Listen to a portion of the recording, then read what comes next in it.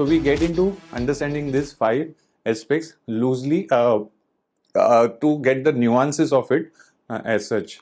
So first thing, a personal selling. Personal selling is actually a one-to-one approach. One-to-one approach when you come face to face.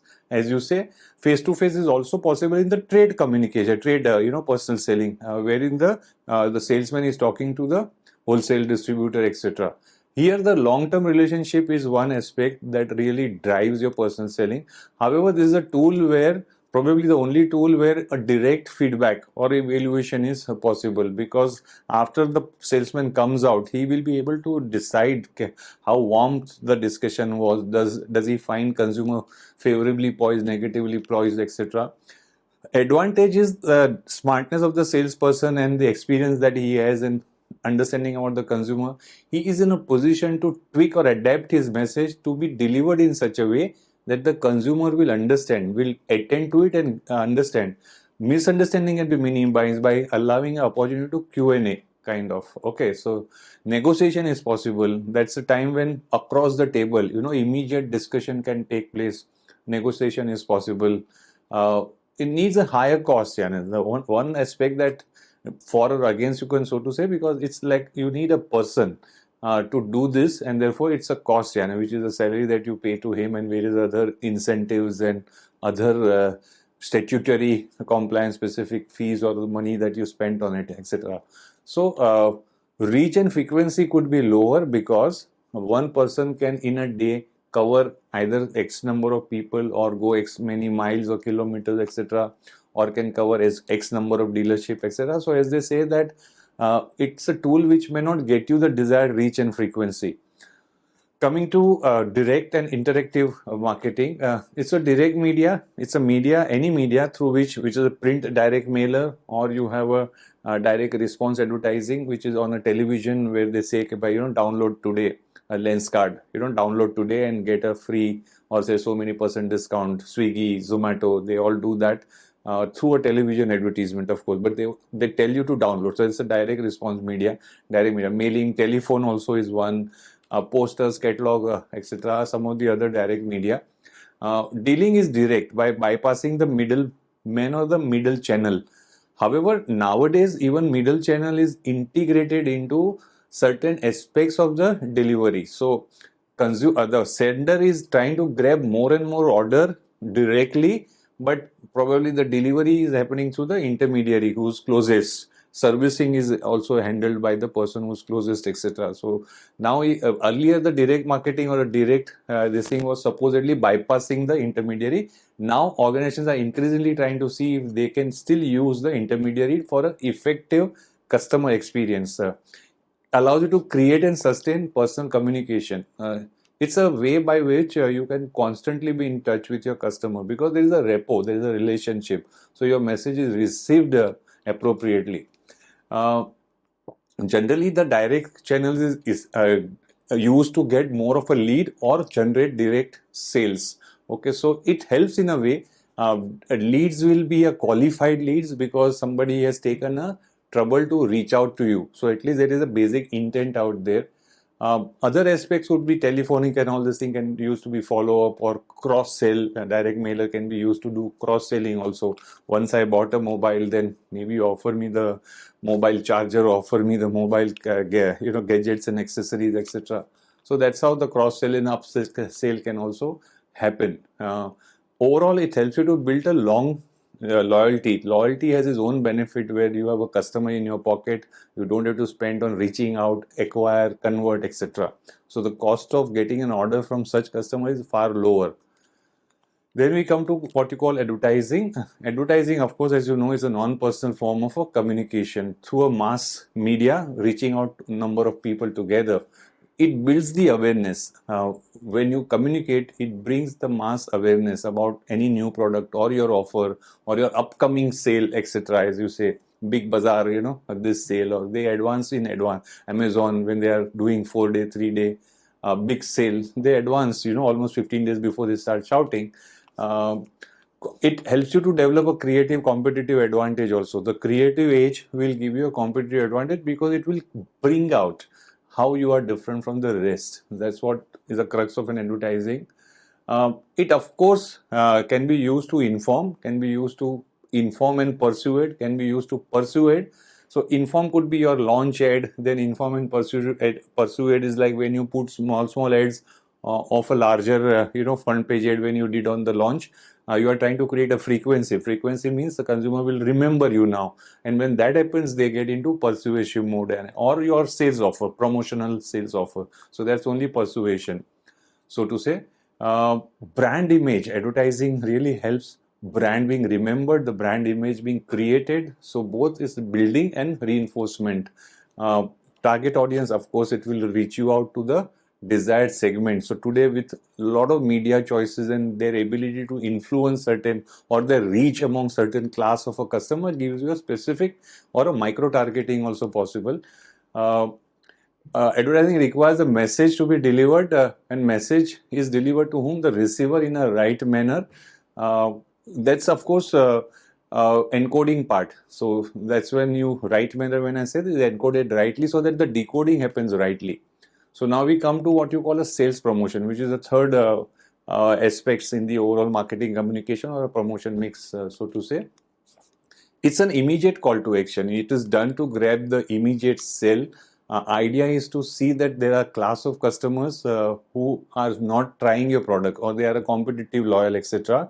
Sitting on fence kind of people are prompted to come and try your product. It of course complements the advertising. You cannot have only sales promotion every time. It's a complementary aspect to the ongoing advertising or your spurt of advertising, so to say.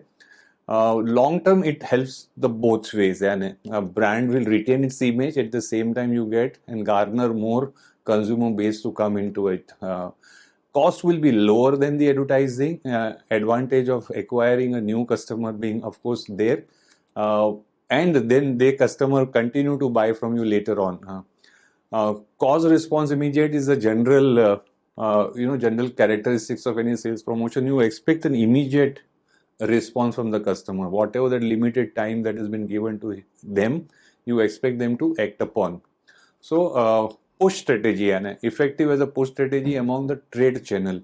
So trade channel, one aspect is that if you are able to push your goods in the trade channel, Nirma is a great example how they created a stability for the Hindustan Unilever, etc., for their premium brand of detergents, etc.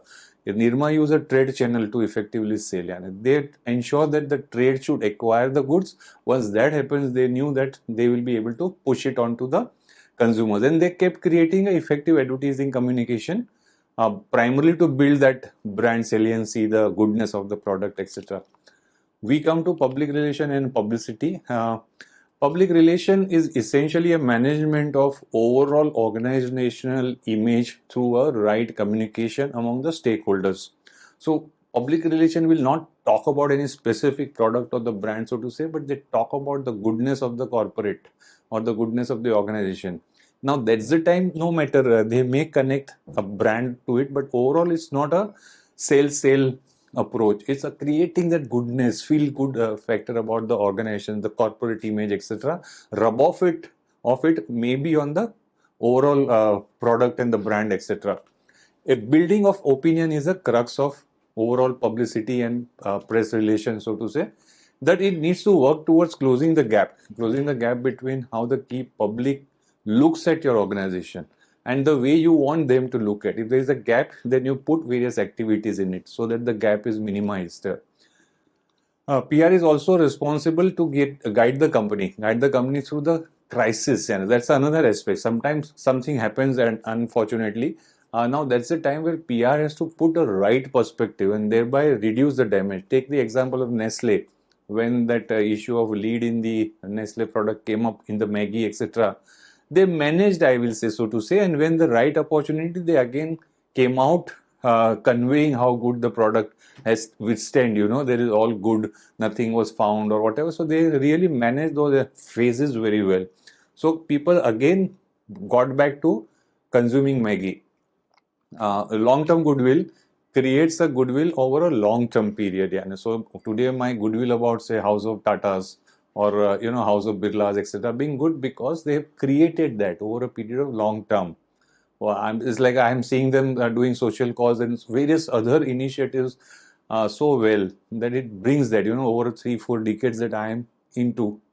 Uh, PR is relatively cost effective. It gets you lakhs of rupees of media space if you really do a good media, and that's free of cost.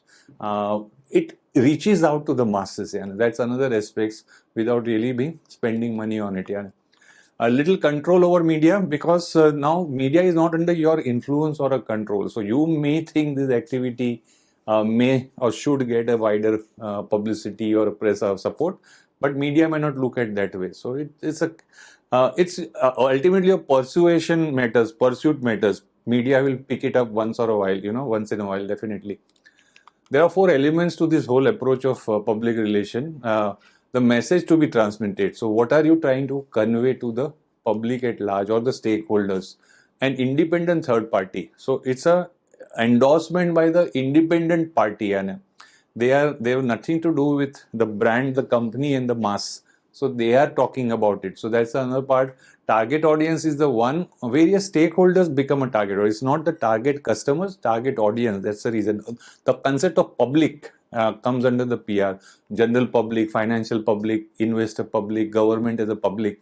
So they are supposed to be influenced through which the message is transmitted. What is the medium through which the public or publicity message is getting transmitted? So these 4 aspects are very critical in your overall PR plan. PR, of course, assumes a greater significance. So, perform 2 tasks essentially. First is the publicity. So, what is the difference? So, publicity seeks to inform reader. Task is the information to the listeners and to create in them the effective value about what you call the news. So, news should be received by the recipient, and they must understand the purpose behind, the good cause behind, so to say. And the next is a promotion. It aims to inform people.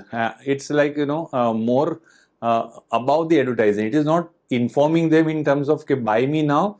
It is informing them in terms of what is good about it. So you see that before the monsoon, you suddenly start seeing a lot of news about diarrhea killing so many lakhs of people in our country and all. And then that's a part which media promotes, brings that consciousness among the people, and then bring also Project Shiksha, which is a program by, say, PNG, where every amount that you buy PNG product, X amount is also paid by them for the girl child education, etc. So this is how they try to influence a positive goodwill about the organization, but it's a kind of a promotion. It will build and foster the image about the company continuously.